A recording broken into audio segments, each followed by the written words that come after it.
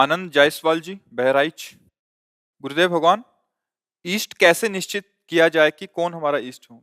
पहले गुरु निश्चित करो, पहले गुरु निश्चित करो, गुरु का वर्ण करो।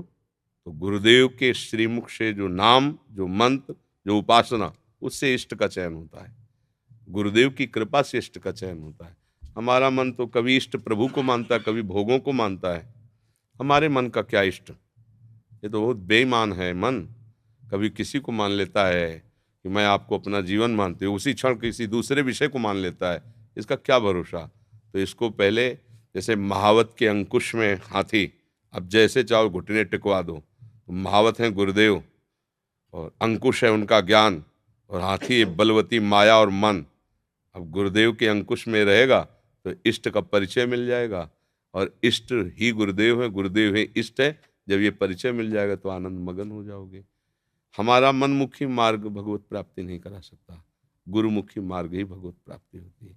इसलिए ध्यान मूलम गुरु मूर्ति, पूजा मूलम गुरु पदम, मंत्र मूलम गुरु वाक्यम, तो मोक्ष मूलम गुरु कृपा। समझ पा रहे हैं आप? मुकेश चौरसिया जी, वृंदावन से। सदगुरुदेव भगवान, आपके चरणों में कोटि कोटि प्रणाम। गुरुजी, आपसे सुना है कि उपासक के जीवन में कोई भी एहसान का भागीदार नहीं हो सकता। निमित्त चाहे श्री जी किसी को भी बना दें। और एक बार हमने एकांतिक में सुना था कि किसी ने आपके ऊपर कोई उपकार किया है तो उसके प्रति हमारा आदर भाव होना चाहिए। महाराज जी, इन दोनों बातों में हमें क्या समझना चाहिए? अलग अलग समय का भाव है। यदि हम व्यवहार में हैं, तो जिसने कभी एक बार भी हमारे प्रति हित की भावना की है तो हम उसे नमन करेंगे, प्यार भरा व्यवहार करेंगे। यदि हम परमार्थ में हैं, तो उसे भगवत भाव से देखेंगे और उससे पूज्य भाव। मेरे प्रभु इस रूप में आकर के हमें बचाया, हमारा सहयोग किया। व्यक्ति को नहीं मानेंगे, उसके हृदय में बैठे हुए प्रभु को आदर देंगे। अगर व्यवहार दृष्टि से देखेंगे तो इसने हमारा हित किया तो हमारा कर्तव्य है कृतज्ञ होना। लेकिन परमार्थ में सब रूपों में हमारे प्रभु ही हमें दुलार करते हैं। किसी भी व्यक्ति विशेष का हमारे यहाँ आदर नहीं होगा, हमारे हृदय में मेरे प्रभु का आदर होगा। वही सब रूपों में नाते नेह राम के मनियत, सुहृद सुसेव्य जहाँ लो, अंजन कहा आंख जे फूटे, बहुतक कहाँ लो। हमें नाता केवल प्रभु से ही संबंध रखते हुए मानना। इन सब हृदयों में मेरे भगवान विराजमान है। तो समझ में आना, व्यवहार और परमार्थ का बड़ा विलक्षण स्वरूप है। परमार्थ में एकमात्र मेरा प्रभु ही है। व्यवहार में भाई है, भाभी है, रिश्ते हैं, नाते हैं, उनको उस तरह मानना होगा। परमार्थ में बस केवल वासुदेवा सर्वमित सम आत्मा सुदुर्लभा, एकमात्र मेरे भगवान है। जीवन में हम कभी किसी का एहसान नहीं मान सकते। क्यों? क्योंकि मेरे प्रभु कर रहे हैं।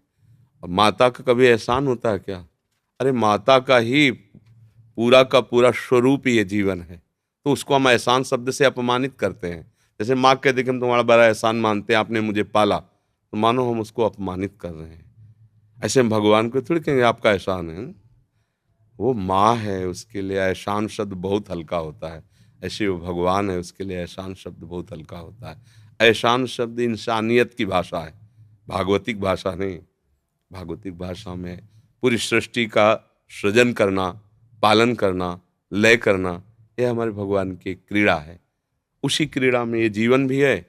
कभी किसी रूप में आके सहयोग करते हैं, कभी किसी रूप में आके हमें प्रोत्साहन देते हैं, कभी किसी रूप में आके हमें शीतलता प्रदान करते हैं, कभी किसी रूप में आके हमें जलन प्रदान करते हैं। पर हैं वो मेरे प्रभु ही, कोई व्यक्ति नहीं है। ऐसी भावना से जब हम चलेंगे तो सिया राम में सब जग जानी आ जाएगा भाव। तो परमार्थ का स्वरूप और व्यवहार का स्वरूप आगे चलकर एक होता है, पर प्रारंभ में थोड़ा सा मार्ग में अंतर होता है। तो जब व्यवहार की भाषा में बोलेंगे तब ये बोलेंगे, जब परमार्थ की भाषा में बोलेंगे तो ये बोलेंगे। समझ में आ गया आपको? हाँ जी। विनीता जी, दिल्ली से। गुरुदेव भगवान, आपके चरणों में कोटि कोटि नमन। गुरुदेव भगवान, मैंने सत्संग में सुना है और पहले भी सत्संग की पुस्तिकाओं में भी पढ़ा है कि आप जब से भजन शुरू करते हैं तब से 12 वर्ष बाद ही कुछ परिवर्तन होता है। कृपया आप इस बात का आशय स्पष्ट कीजिए। ये सब बेकार की बातें हैं। हमारा जितना पल, जितना श्वास है हम भजन करते उसी से भगवत प्राप्ति हो जाएगी। तब तो हमारा जीवन ही बेकार चला जाएगा। हम 12 वर्ष जिए कि ना जिए, क्या भरोसा है इस जीवन का? 12 मिनट बाद छूट जाए तो हमारा जीवन व्यर्थ चला जाएगा। 1 सेकंड में भगवत प्राप्ति होती है। अगर हमारी एक श्वास बची हो, बोला राधा, गए श्री जी के पास। अब पता नहीं कितनी श्वासें, इसलिए हर श्वास में राधा बोलना है। अब वो 12 वर्ष हो, 24 वर्ष हो, 12 मिनट हो, 12 सेकंड हो, कोई परवाह की बात नहीं। तनाव मुक्त जीवन। अभी इसी क्षण बिगड़ी जन्म अनेक की, अब ही सुधरे आजू, हो ही राम को नाम जपू, तुलसी तज कुसुमाजू। ये महापुरुष की बातें हैं। अनेक जन्मों की बिगड़ी अभी इसी क्षण बन जाएगी। प्रभु को अपना मानो और नाम जब शुरू कर दो तो जिस श्वास में प्राण निकल जाएंगे उसी श्वास में भगवत प्राप्ति हो जाएगी। ये सब बाहरी बातें। 12 वर्ष 24 इतने करोड़ नाम जप कर लो। भरोसा श्वास का नहीं, हम संकल्प करोड़ों का करें। भरोसा सेकंड का नहीं, हम आशा 12 वर्ष की करें। हमारी समझ में नहीं आता। हमारी समझ में ये आता है वर्तमान के सेकंड को नाम में कर लो, भगवत प्राप्त हो जाओगे। हम 1 सेकंड की बात कहते हैं, मिनट की भी नहीं। 1 मिनट में 60 सेकंड होते हैं। 1 सेकंड को तुम संभालो, सारा जीवन संभल जाए। क्या? वर्तमान के सेकंड को। हर सेकंड राधा राधा राधा। तुम्हारे जैसा कोई महात्मा नहीं होगा। अगर हर श्वास हर क्षण नाम चल रहा है, अगला हमें पता नहीं है ना कि अगली श्वास हम ले पाए। अगर कोई गारंटी दे तो हम अनुष्ठान करें। कोई ये गारंटी दे कि भाई आज तक कोई गारंटी नहीं है, किसी को नहीं पता है किस क्षण ये पानी का बुलबुला फूट जाए, तो हम इतना इंतजार करें। हम संकल्प लेते हैं 12 वर्ष तक ऐसा करें। पागल हो? 12 सेकंड का पलक झपकते सब कुछ हो जाएगा, मिट्टी में मिल जाएगा संकल्प। इसलिए जब तक हमारी श्वास है तब तक ये श्वास भगवान के सुमिरन में जाएगी। अब बात बन गई, मैं प्रभु का हूं और उनके सुमिरन करते हुए हमारी श्वास पूर्ण होगी। चाहे जो भी कार्य करो, राजकीय कार्य करो, गृहस्थी कार्य करो या भागवतिक कार्य करो, है तो मेरे प्रभु के ही कार्य। बस नाम जप करते रहो, अहंकार मत करो कि मैं करता हूं। फिर देखो चमत्कार, आपका जीवन प्रकाशित। हमारा जीवन प्रकाशित क्यों नहीं होता? पुण्य बल से हम किसी पद में पहुंच गए या किसी धन संपत्ति को प्राप्त हुए तो अहंकार उसका हम कर लेते हैं। हम अमुक पद के स्वामी हैं तो पुण्य का भोग कर रहे हो। जहां पुण्य छीण हुए फिर न पद रह जाएगा न स्वामी रह जाएगा। और अगर हम स्वामी के सेवक हैं, उसकी कृपा से हमारी उन्नति हो रही है, तो तुम्हारे पुण्य बल का इसमें कोई अगाध अनंत कृपा समुद्र है। वो उठाता चला जाएगा, इतना उठा देगा कि अपने हृदय से लगा लेगा। अपने सबसे बड़ा पद है भगवान की प्राप्ति हो जाना। ये पद भगवान की कृपा से मिलता है। तो अहंकार रहित होकर नाम जप करते हुए जितनी श्वासें प्रभु को अर्पित कर दो, उतने में ही भगवत प्राप्ति हो जाएगी। गौरव अग्रवाल जी, फतेहपुर सीकरी। महाराज जी, आपके चरणों में कोटि कोटि प्रणाम। महाराज जी, कभी तो ये मन स्वामी जी के नाम व रूप के प्रति द्रवित हो जाता है, तो कभी विषय वासनाओं में आसक्त हो जाता है। पता ही नहीं चलता कि क्या भगवान के प्रति वास्तविक प्रेम हो रहा है या मन परिस्थिति वश छलावा कर रहा है। महाराज जी, सत्संग में सुना है कि संतों के संकल्प मात्र से जीव भगवत प्राप्ति योग्य बन जाता है। महाराज जी, मैं बीच में फंस गया हूँ, ना तो पूरी तरह संसार का हो पा रहा हूँ, ना पूरी तरह स्वामी जी का बन पा रहा हूँ। महाराज जी, कृपया मार्गदर्शन करें। देखो, संतों के संकल्प मात्र से भगवत प्राप्ति हो जाती है ऐसा नहीं है, गलत है। कहीं नहीं लिखा है। आपने 2-4 ग्रंथ पढ़े होंगे, यहाँ बचपन से ग्रंथों के बॉक्स रखे गुरु। हाँ, संतों के संकल्प नहीं, संतों के सानिध्य से उनके वचनों पर टिक जाना। अब एक संतान होगी, उसका नाम नारायण रखना और वही तुम्हारा कल्याण कर देगा। तो पूरी आसक्ति उस पुत्र में हो गई, नारायण पुत्र में। और नारायण नारायण बेटा नारायण नारायण नारायण, वो अंतिम समय पुकारा, नारायण हो गया काम। अगर संतों के संकल्प से जगत का कल्याण होता तो हम तुम्हारे सामने नहीं बैठे होते। हम एकांत में बैठकर संकल्प करते हो, सबका कल्याण करते, किसी को नरक नहीं जाने देते, सबको भगवत प्राप्ति के। पर हमारे बस की बात नहीं है। हमारी बात मान लो, निश्चित भगवत प्राप्ति हो जाएगी। अगर बात नहीं मानोगे तो हम तड़पते रहेंगे, लेकिन आपका कुछ कर नहीं सकते हम, समझो। अगर हमारे करने से हो तो हम बैठे इसीलिए हैं कि आप सुखी हो जाओ, आप आनंदित हो जाओ, आप निष्पाप हो जाओ, आपका कल्याण। अब आप हमारी बात अगर मान लो तो हो जाए, अगर अब बात ना मानो तो मेरा क्या बस चलेगा। कोई भी संत महात्मा कि उनका हृदय ही ऐसा होता है, तुम नहीं जान सकते। क्योंकि एक छोटी सीमा में बंधा हुआ हृदय, पत्नी पुत्र परिवार रिश्ता नाता, बस इतना ही जानता है। और जो भगवान असीम में अपना मन जोड़ लिए ना, उनके लिए ये सब हमारे परिवार जैसा है। पूरा का पूरा सृष्टि जो सामने आता है ऐसा लगता है मेरा सगा है, ये मेरा सगा है, क्योंकि मेरे प्रभु का है ना। और खास बात, मेरे प्रभु ही आए इन रूपों में। समझ में आ रहा है? तो ये मन जो है जब तक निर्विषय नहीं हो जाता तब तक इसको धोखा समझो। धोखा कभी भी कहीं भी। इसके निर्विषय करने का एकमात्र उपाय है राधा राधा राधा राधा। अंतर ना पड़े, निरंतर नाम जप करो, ये मन पवित्र हो जाएगा, ये निष्काम हो जाएगा, निर्विषय हो जाएगा। ठीक है? हाँ। और अपने साधन भजन का विश्वास मत करो, भगवान की शरणागति पर विश्वास करो। वो बड़े कृपालु हैं। मैं कैसा भी हूँ मुझे स्वीकार कर लेंगे। स्वीकार किए ही है, तभी हमारे मन में बातें आ रही, तभी हम संतों के पास जा रहे हैं। अब मोहि भाव भरोसा हनुमंता, बिनु हरि कृपा मिले नहीं संता। तो आपको भगवान बहुत प्यार कर रहे हैं। ये जब बात मानोगे तो हृदय नाच पड़े, मुझे जैसे को भगवान प्यार कर रहे हैं। अगर वो प्यार ना करते तो ये संयोग नहीं बनता। तो हृदय में आनंदित रहो, निरंतर नाम जप का अभ्यास करो। ये विषय पूर्व के जमा हुए संस्कारें आते रहेंगे, धीरे से नष्ट हो जाएंगे नाम जपते ही। निकुंजेश्वरी सहचरी, महाराज जी आपके चरणों में कोटि कोटि प्रणाम। महाराज जी हित 84 जी के तेरे हित लैन आई बनते शाम पठाई, उसमें लास्ट लाइन में ते तो अब गनत तन जीवन जोवन तव जश हित हरिवंश हरि भजहि भामिनी जो, इसका अर्थ महाराज जी। लाडली जो अंतर्मुखता में बैठी हुई हैं, देख भी नहीं रही किसी की तरफ। श्री लालजू महाराज के प्रेम, दैन्यता, उनका लावण्य, उनका गुण, उसके चिंतन में डूबी हुई है। तो हित सजनी जो कहे तेरे हित लेन आई, आपके हित के लिए मैं आपसे बात कह रही हूँ कि लालजू, आप जैसे आप यहाँ चिंतन में बैठी हो तो लालजू को लग रहा है कि मान कर रहे हैं। आप चलो, तेरे हित लेन आई बनते श्याम पठाई।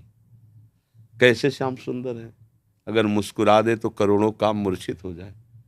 और वो आपके दर्शन की बाट जो रहे।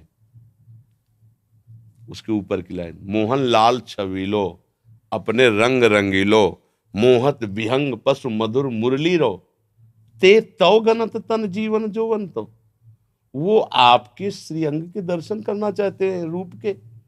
वो आपके मिलने की बाट जो रहे, आप ही उनका जीवन हो।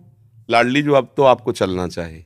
ते तो गनत तन जीवन जोबन तो जैसे हरिवंश हरि भजई भामिनी जो। अब चलो और हरि को सुख पहुंचाओ। भज माने होता है सेवा।